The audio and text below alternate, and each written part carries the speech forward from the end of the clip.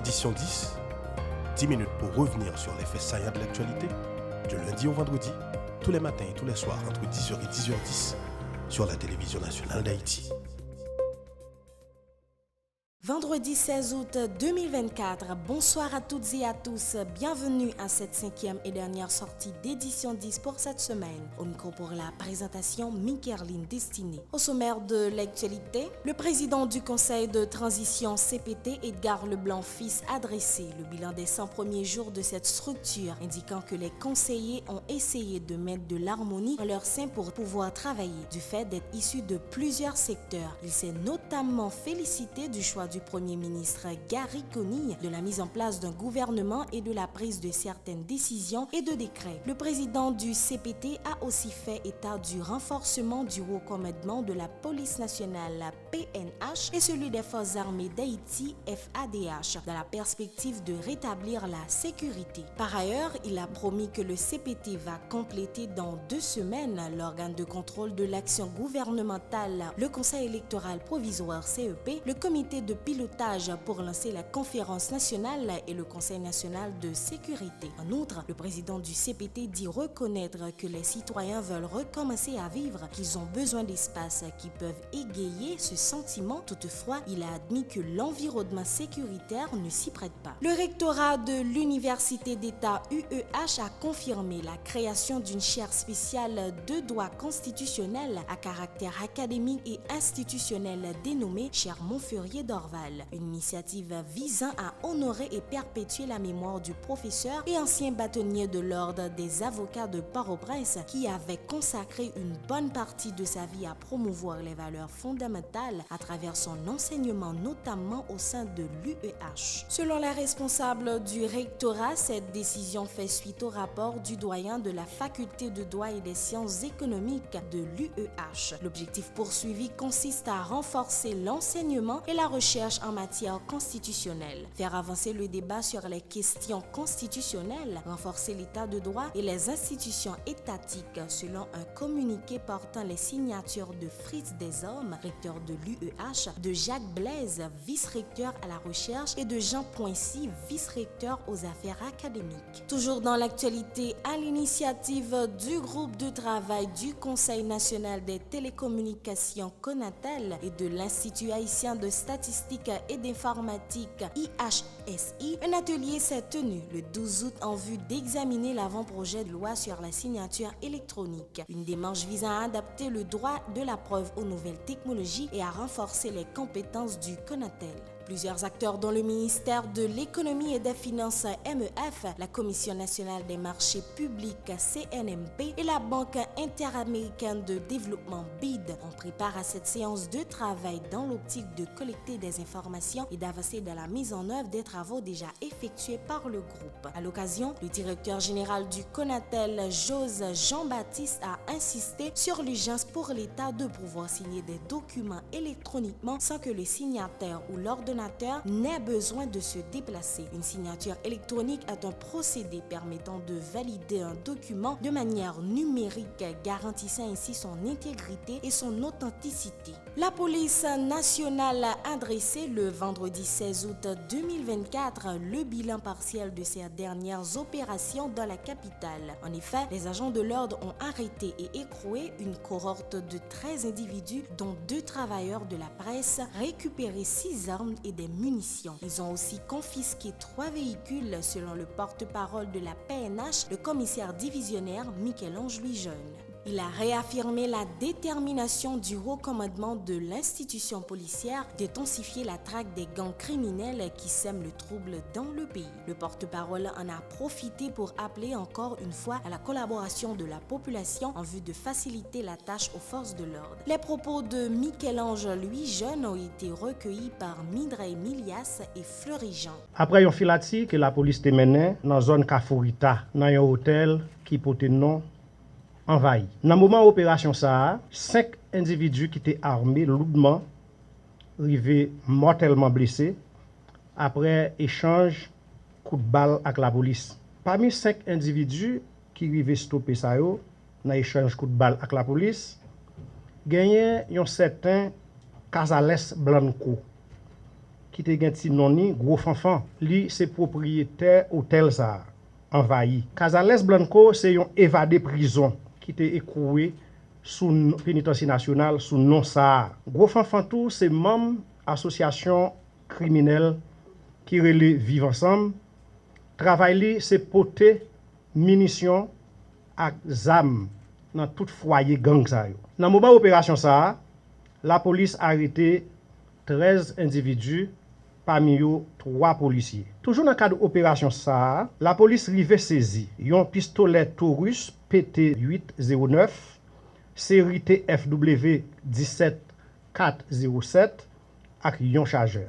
Un fusil M14 que nous sommes capables de constater là avec 10 chargeurs. Toujours dans le même périmètre ça, opération la police a continué. Ils arrivé à arrêter 2 journalistes que nous avons gardé là. Un journaliste c'est Banat Daniel et Richelson c'est juste à travailler dans la radio Panou, tandis que le journaliste Banat Daniel a travaillé dans la radio Regard. Dans la machine ça, la police te joint en possession monsieur ça yo. Un fusil Mac-Ruger série 480 10 4 8 4 480 10 484. Les actualités se poursuivent. Le président du Conseil de transition Edgar Leblanc-Fils, le conseiller président Friss Alphonse Jean et le premier ministre Gary Coney ont participé à la 30e édition de Livre en folie le jeudi 15 août 2024. Ils se sont félicités de la tenue de cette activité visant à faire la promotion du livre et de la lecture. À l'occasion, le premier ministre s'est entretenu avec certains acteurs et des responsables de maisons d'édition. Une équipe de la télévision nationale d'Haïti était sur place. Suivez. Pour moi, tout jeune qui l'a rencontré auteur, son événement qui, depuis 1995, son succès énorme. Il y a quelques années, nous avons arrivé à faire en ligne, nous avons toujours cherché à innover. Il y a une opportunité pour nous de livre. Nous créons une plateforme pour les auteurs nous-mêmes qui ont présenté l'ouvrage. Vraiment, vraiment, félicitations pour ce qui est visiblement dans ce set. Ça fait plaisir pile pour passer, visiter gentiment, je veux dire. C'est la preuve de la résilience de l'Haïtien. Malgré le contexte difficile que nous vivons là, où il y a une créativité, où on a produit, où il y a intérêt jeune, où il y a intérêt consommateur qui a besoin plus. Comme moi, c'est l'impression, c'est que son pays voulait retrouver la normalité. Et ça, c'est vraiment, vraiment, pour moi, c'est la meilleure partie de la semaine, c'est visiter ça à nous faire plaisir. Évidemment, ça, il permet de nous faire 3 bagailles, il permet de nous attirer l'attention de la nécessité de lire des livres dans une société, une histoire dans une société. Il permet de nous montrer que une communauté qui produit vraiment, m'a regardé là, un auteur qui a présenté l'ouvrage. Nous là, nous voilà le livre qu'on a commandé, donc ça veut dire que nous avons utilisé l'innovation. Donc c'est cette volonté de retrouver cette mémoire. Certainement, nous ne sommes pas encore là, mais la volonté est là. Courage, n'a pas avancé, n'a continué à créer les conditions. Je vois déjà la lumière au bout du tunnel. Le travail à faire est excessivement important pour nous, particulièrement dans le contexte ça. Qu'à dire que n'a pas avancé avec eux et continuer à encourager.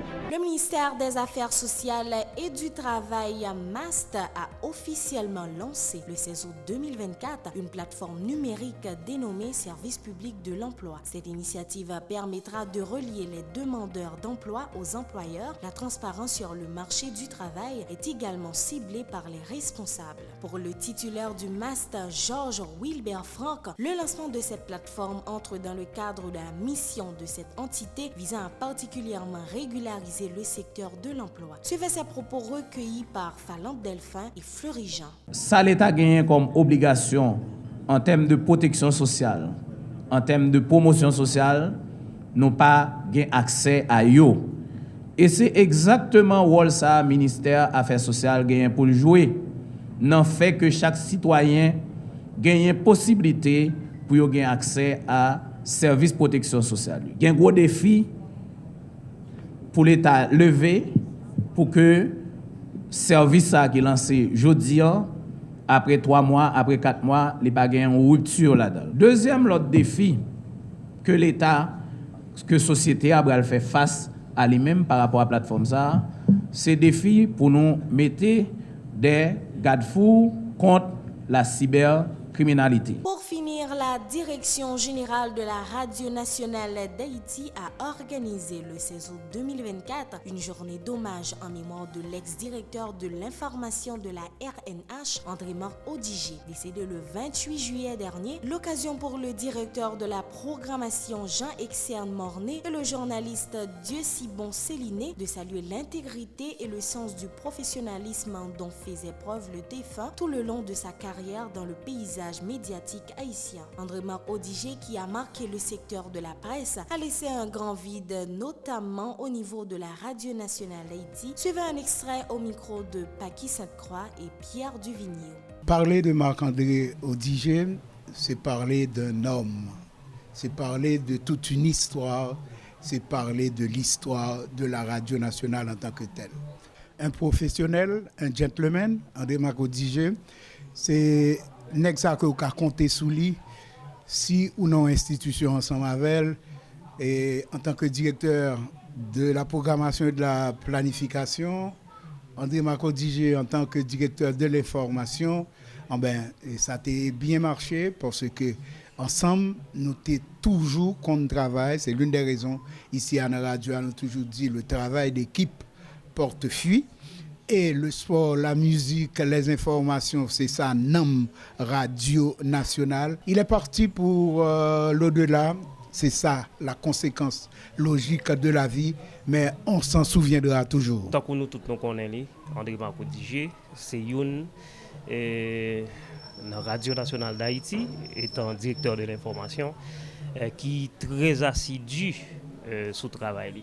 L'aime dit qui est très assidu sur le travail, mais c'est un monde qui ne peut pas prendre n'importe quoi dans le monde comme professionnel, qui ne peut pas prendre n'importe quoi dans le monde dans le cadre de travail. Moun jodi qui passe en bas, mais André-Marc Odigé, dans la salle nouvelle Radio Nationale d'Haïti, il a gagné un niveau qui est capable de permettre à ce que yo travaille dans quel que soit média qui gagne sous terrain là. À part qualité personnelle, qui c'est un monde qui est très sensible, qui c'est un monde qui est très rectiligne, qui c'est un monde qui est toujours prêt pour écouter monde